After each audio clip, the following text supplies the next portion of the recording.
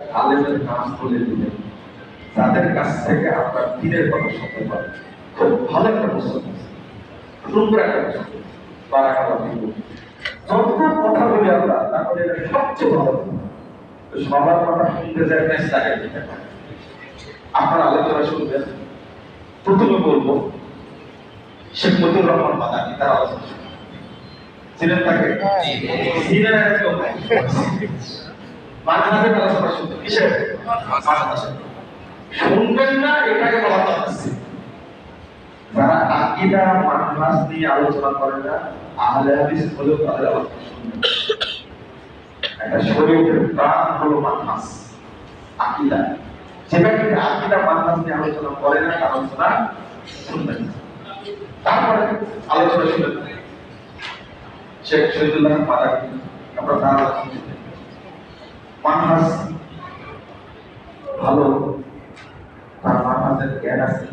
আর একটাকে বলবো যে আপনারা মাদানী আলেম যারা, তাদের আলোচনা শুনবেন। তবে এর মধ্যে একটু যাচাই বাছাই করতে হবে। কিছু মাদানী আছে, মানে মানে কি বলবো তাকে, সার্টিফিকেট মাদানী মাদানীর নাম দিয়ে চলে আসছে, কিন্তু উল্টা পাল্টা কথা বলে।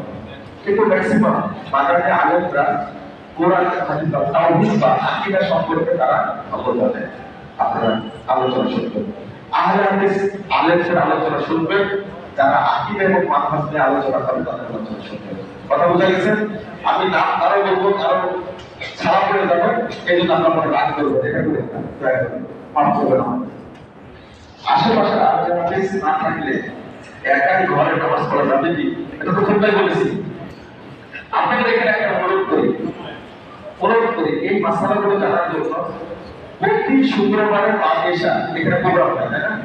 শুরু করেছে তাফসীর বলবেন, হালাকা বলবেন। কি বলবেন? হালাকা। তাফসীর সবাই করতে পারে, হালাকা হয় এখানে।